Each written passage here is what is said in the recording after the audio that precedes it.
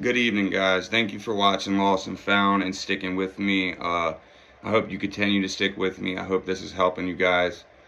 I want to talk a little bit about father figures tonight and how that affects you in your life. You know, I didn't know my dad till I was 12, and the way that I was introduced to my dad was entirely the wrong way. Um, I was getting in a lot of trouble. Like I said, my mom wasn't around, so I basically did what I wanted to do and what I was taught to do. Um, I like to say I raised myself, but that's not entirely true because you sponge off of everybody and that's how you learn. But I just got out there and I just, lived life how I thought I was supposed to be living, and I was very confused. I never had no answers. I had to find out on my own the hard way. Um, Now, when I met my dad for the first time, this is kind of how it went about. I was freshman year in high school. I was just coming in to school. One of my friends, who was supposed to be a good friend of mine, I was skipping school and he was at the lunch table one day and he was talking a bunch of shit like Brandon's a bitch, he's not tough, this, that, and that, and just a bunch of nonsense that kids do. So I came back to school. My other friends had told me about it. So I approached him. I said, I heard you were talking all this shit about me. We're supposed to be friends. If that's how you feel, then, this is what's going to happen after this lunch. So he's like, no, I don't want to do that. I never said that, this, that, and that. Long story short, um, we made it to recess, or PE.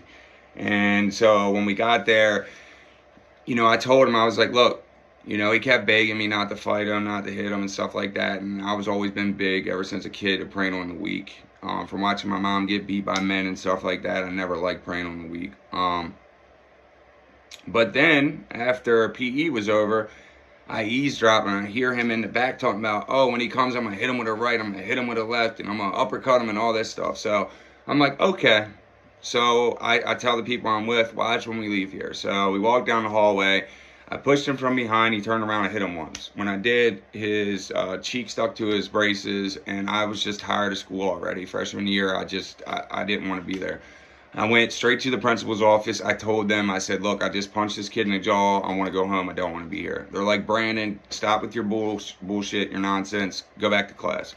I'm like, no, seriously. Seriously, I did. I don't want to be here. So they looked at the camera and they were going to just suspend me. And officer, I was getting ready to say his name, an officer at my high school, came in there. He didn't like me. He's like, oh, that's Brandon Powell. If his parents don't want to press charges, I'm going to talk to him and make sure charges get pressed. Well, that's what happened. So I had to go to juvenile court again. I understand my mom was tired, but you don't give up on your kids, And on the way to court, my mom was being weird, She was like, you could smoke a cigarette, and that was the first time she ever allowed me to do that. So I was a little confused. I knew something was up. I was a little sketched out. And we get there, and when we do, we're in court, and the judge is speaking. Asked my mom if she would like to say anything. She stands up crying. And mind you, my dad, who I've never been around, is there at court. And she says, my son is out of control. I can't handle him anymore. You've got to do something. Send him to his father's. I'm done. I give up. Send him to his dad's. And that's what that judge did. Without even looking into anything, I got sent to my dad's. And when I got sent there, I had to go to an alternative school called Mary Moss. It was miserable. I was very depressed. I hated my life. And this was really before I started getting into drugs real heavy. And my dad was drinking. My dad was always teaching me bad stuff. My dad was getting high himself. He was using pills. So my stepmom never liked me. She was there. And when my dad would go to work, I would be there. I would go upstairs in my attic room that was hot, and I would just not even talk to her. My dad would come home. She would lie and say she asked me to do something and he didn't do it. My dad would choke me. I would look him in his eyes and tell him, choke me harder. I want you to choke me harder because I'm going to turn you in and I'm getting the fuck away from you.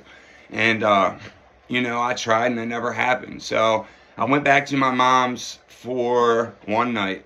And when I did, I drank. I went to a party, and actually I'm from Deal, Maryland, if anybody knows where that is. And that night I was on the Brothers Osborne's porch, and I was drinking. They're a famous country group from Deal.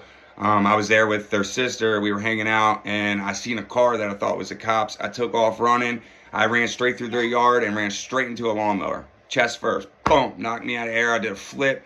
And then I limped up to my house, and I was laying in the yard, out of breath. And my brother see me. Of course, he told on me to my mom, and boom, it made things worse. Went right back to my dad's, and the stuff continued. You know, my dad put his hands on me, and I've just always hated my dad. You know, that image of a father to me is horrible.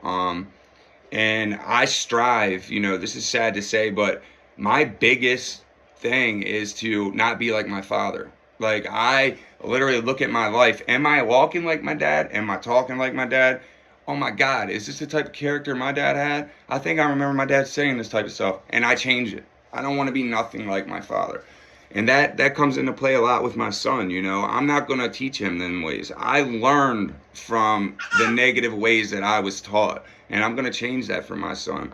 So anybody out there who never had a father figure and, you know, they were just looking for direction in life, you know, you'll be able to figure it out. We're adults now, and I know people kept telling me, well, you're an adult now. It's not an excuse that you didn't have a father. Okay, I get that, but it still affects me, and it affected me up until now, which it affected my choices up until now, and it's put me in a situation that I'm in, okay? So, yes, it does. It comes into play.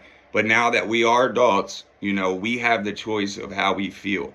You know, and people used to tell me that too. And when you think about it real hard, you do. You know, if you're sad, if you stare at the wall and you tell yourself the color of the wall over and over again, you know, you're not going to be mad for a few seconds, and then it's going to leave. You know, people get so worked up in their thoughts like I do, and then they get stuck. I'm getting off track here, but I just want to say, you know, there's people out there. There is good people out there. You just got to find them. I'm one of them. I know it's hard to trust just off somebody's word, but reach out. You know, I'm willing to put in my work, improve myself, like I always have tried to do in life. I hope you guys have a good night. Pretty soon I am having a meeting Monday morning, actually, with a news reporter, and this thing's going to get big, and I'm excited. I'm excited to see how many people this is going to help. I had somebody reach out to me from Russia yesterday, tell me to thank me for what I'm doing, Nova Scotia, you know, and that means a lot to somebody like me. So you guys have a good night. Thank you. Please subscribe and follow. Let's get this out there. I appreciate everything you guys do. You guys have a good night.